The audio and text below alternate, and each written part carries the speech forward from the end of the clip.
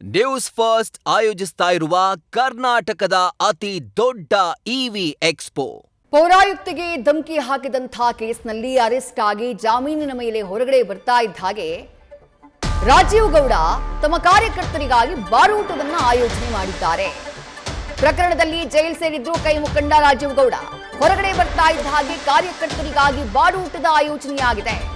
ಸಾಲದಮ್ಮ ದೇವಿಗೆ ಪೂಜೆಯ ನೆಪದಲ್ಲಿ ಬಾಡೂಟವನ್ನ ಆಯೋಜನೆ ಮಾಡಿದ್ದಾರೆ Rajiv Gowda. 1 ton mutton 1 ton chicken ತಯಾರಿಸಿ ಭರ್ಜರಿ ಊಟ. ಸುಮಾರು 5,000 ಜನರಿಗೆ ಈ ಬಾಡೂಟದ ಆಯೋಜನೆ ಆಗಿದೆ ಅನ್ನುವಂಥ ಮಾಹಿತಿ ಲಭ್ಯವಾಗ್ತಾ ಇದೆ. ದೊಡ್ಡ ಮಟ್ಟದಲ್ಲಿ ಜನಸಾಗರ ರಾಜೀವ್ ಗೌಡ ಅವರ ಆಯೋಜನೆ ಮಾಡಿರುವಂತಹ ಈ ಬಾಡೂಟ ಕಾರ್ಯಕ್ರಮಕ್ಕೆ ಹರಿದು ಬಂದಿದೆ. ಮುದ್ದೆ, ನಾಟಿ ಕೋಳಿ, ಕುರಿ ಮಾಂಸವನ್ನ ಸವಿಯೋಕೆ ಅಂತ ಹೇಳಿ ಕಾರ್ಯಕರ್ತರು ದೊಡ್ಡ ಸಂಖ್ಯೆಯಲ್ಲಿ ಬಂದಿದ್ದಾರೆ.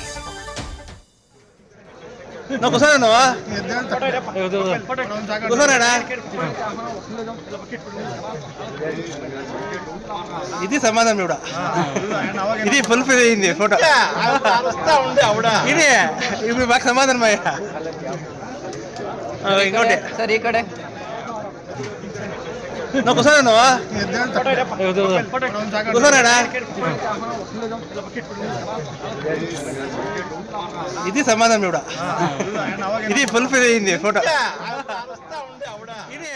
ಪೌರಾಯುಕ್ತೆ ಅಮೃತಾ ಗೌಡ ಅವರಿಗೆ ಧಮಕಿ ಹಾಕಿದ್ದಂಥ ಪ್ರಕರಣ, ಆ ಪ್ರಕರಣದಲ್ಲಿ ಎಫ್ಐಆರ್ ದಾಖಲಾದಂತಹ ನಂತರದಲ್ಲಿ ಏಕಾಏಕಿ ತಲೆಮರೆಸಿಕೊಂಡಿದ್ರು ಇದೇ ರಾಜೀವ್ ಗೌಡ. ಪೌರಾಯುಕ್ತಿಗೆ ಕಾಲ್ ಮಾಡಿದಂತಹ ಸಂದರ್ಭದಲ್ಲಿ ಬೆಂಕಿ ಹಚ್ಚಿಬಿಡ್ತೀನಿ, ಇನ್ನೊಂದು ಮತ್ತೊಂದು ಅಂತ ಹೇಳಿ ಅವಾಚ್ಯ ಶಬ್ದಗಳಿಂದ ನಿಂದಿಸುವಂತಹ ಕೆಲಸ ಮಾಡಿದ್ರು. ಆ ಆರೋಪ ವಿರುದ್ಧ ಕೇಳಿ ಬಂದಿತ್ತು. ಎಫ್ಐಆರ್ ದಾಖಲಾದ ಮೇಲೆ 10 ದಿನ ನಾಪತ್ತೆ. ಅದಾದ ನಂತರ ಕೇರಳದಲ್ಲಿ ಹೋಗಿ ಇವರನ್ನ ಅರೆಸ್ಟ್ ಮಾಡುವಂತಹ ಕೆಲಸವನ್ನ ಪೊಲೀಸರು ಮಾಡ್ತಾರೆ. ಅರೆಸ್ಟ್ ಆದಂತಹ ಕೆಲವೇ ಗಂಟೆಗಳಲ್ಲಿ ರಾಜೀವ್ ಗೌಡಗೆ ಜಾಮೀನು ಕೂಡ ಸಿಗುತ್ತೆ. ಈಗ ಜಾಮೀನು ಸಿಕ್ಕಂತಹ ನಂತರದಲ್ಲಿ ಬಹುಶಃ ಕಾರ್ಯಕರ್ತರ ವಿಶ್ವಾಸವನ್ನ ಗಳಿಸುವಂತಹ ಪ್ರಯತ್ನ ಅಂತ ಕಾಣಿಸುತ್ತೆ.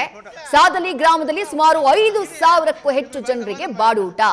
ಡೀಟೇಲ್ಸ್ ನಮ್ಮ ಪ್ರತಿನಿಧಿ ಸುರೇಶ್ ನೀಡ್ತಾ ಹೋಗ್ತಾರೆ. ಸುರೇಶ್, ಕಾರ್ಯಕರ್ತರ ಮನಗೆಲ್ಲುವಂತಹ ಪ್ರಯತ್ನನ ಇದು ಅಂತ ಹೇಳಿ? ಖಂಡಿತ ವಿದ್ಯಾಶ್ರೀ, ಇದು ನಿಜ ಕಾರ್ಯಕರ್ತರ ಮನ ಗೆಲ್ಲುವಂತ ಪ್ರಯತ್ನ ಆಗಿರ್ತಕ್ಕಂಥದ್ದು. ಯಾಕಂತಂದ್ರೆ ಈತ ಒಂದು ಡ್ಯಾಮೇಜ್ ಕಂಟ್ರೋಲ್ ಮುಂದಾಗಿರ್ತಕ್ಕಂಥದ್ದು. ಏನು ಶಿಡ್ಲಘಟ್ಟ ಪೌರಾಯುಕ್ತೆ ಅಮೃತ ಗೌಡಗೆ ಧಮಕಿ ಹಾಕಿದ ನಂತರ ಏನು ಒಂದು 15 ದಿನ ತಲೆಮರೆಸ್ಕೊಂಡಿರ್ತಾನೆ. ಆ ಸಂದರ್ಭದಲ್ಲಿ ಕೇರಳದಲ್ಲಿ ಬಾರ್ಡರ್ ಅಲ್ಲಿ ಸಿಗಾಕೊಂಡು ನಂತರ ಜೈಲಿಗೆ ಸೇರಿ ಮತ್ತೆ ಜಾಮೀನು ಮೇಲೆ ಹೊರಗಡೆ ಬಂದಿರ್ತಾನೆ. ಇಷ್ಟೆಲ್ಲ ಸುದ್ದಿ ರಾಷ್ಟ್ರ ಮಟ್ಟದ ಸುದ್ದಿ ಆದ ನಂತರ ಏನು ಈತ ಮತ್ತೆ ಕ್ಷೇತ್ರಕ್ಕೆ ಕಾಲಿಟ್ಟಿದ್ದು. ಆ ಕ್ಷೇತ್ರದಲ್ಲಿ ದೇವಸ್ಥಾನಗಳಿಗೆ ತೆರಳಿ ಪೂಜೆ ಸಲ್ಲಿಸೋದಿರ್ಬೋದು. ಇವತ್ತು ಶಿಡ್ಲಘಟ್ಟ ತಾಲೂಕಿನ ಸಾದಲಿ ಗ್ರಾಮದಲ್ಲಿ ಒಂದು ಭರ್ಜರಿ ಬಾಡೂಟ ಕಾರ್ಯಕ್ರಮ ಹಮ್ಮಿಕೊಂಡಿರ್ತಕ್ಕಂಥದ್ದು. ಆ ಗ್ರಾಮದಲ್ಲಿ ಇರ್ತಕ್ಕಂಥ ಗ್ರಾಮ ದೇವತೆ ಇರತಕ್ಕಂತಹ ಸಾದಲಮ್ಮ ದೇವಸ್ಥಾನಕ್ಕೆ ವಿಶೇಷ ಪೂಜೆ ಸಲ್ಲಿಸುತ್ತಾನೆ. ನಂತರ ಅಲ್ಲಿ 5,000 ಜನಕ್ಕೆ ಒಂದು ಭರ್ಜರಿ ಬಾಡೂಟ ಕೂಡ ಹಮ್ಮಿಕೊಂಡಿರ್ತಕ್ಕಂಥದ್ದು. ಮಟನ್ 1 ಟನ್ ಮಟನ್ ಮತ್ತೆ 1 ಟನ್ ಚಿಕನ್ ಬೇಯಿಸಿರ್ತಕ್ಕಂಥ ಈತ ಎಲ್ಲಾ ಕಾರ್ಯಕರ್ತರಿಗೂ ಭರ್ಜರಿ ಬಾಡೂಟ ಮಾಡಿಸಿ ತನ್ನಗಾಗಿರ್ತಕ್ಕಂಥ ಒಂದು ಡ್ಯಾಮೇಜ್ ಅನ್ನ ಯಾವ ರೀತಿ ಕಂಟ್ರೋಲ್ ಮಾಡ್ಕೋಬೇಕು, ಜನರಿಗೆ ಯಾವ ತರ ಮರಳು ಮಾಡ್ಬೇಕು ಅನ್ನೋ ಉದ್ದೇಶದಿಂದ ಈ ಒಂದು ಕ್ರಮಗಳನ್ನು ಕೈಗೊಂಡಿರ್ತಕ್ಕಂಥದ್ದು. ಇದೆಲ್ಲ ನೋಡ್ತಿದ್ರೆ ಮತ್ತೆ ಕ್ಷೇತ್ರದ ಕಾಲಕ್ಕೆ ಮತ್ತೆ ಕಾಲಿಟ್ಟು ತನ್ನ ಮತ್ತೆ ರಾಜಕೀಯ ಭವಿಷ್ಯನ ರೂಪಿಸ್ಕೊಳ್ಳೋ ರೀತಿ ಪ್ರಯತ್ನ ಕೂಡ ಮಾಡ್ತಾ ಇರೋದು ನೋಡಿದ್ರೆ, ಜನ ಕೂಡ ಈತನ ಮಾಡಿರೋ ತಪ್ಪುಗಳನ್ನ ಕ್ಷಮಿಸ್ತಾ ಹೋಗ್ತಾ ಇದಾರೆ ಅನ್ನೋದು ನೋಡಿದ್ರೆ ನಿಜಕ್ಕೂ ಈ ಸಮಾಜ ಯಾವ ರೀತಿ ದಿಕ್ಕು ತಪ್ತಾ ಇದೆ, ಇಂಥವರನ್ನ ಕೂಡ ಪದೇ ಪದೇ ಜನರು ಕೂಡ ಯಾವ ರೀತಿ ಕ್ಷಮಿಸ್ತಾರೆ ಅನ್ನೋದಕ್ಕೆ ಇದೇ ಒಂದು ಉದಾಹರಣೆ ಆಗಿರ್ತಕ್ಕಂಥದ್ದು.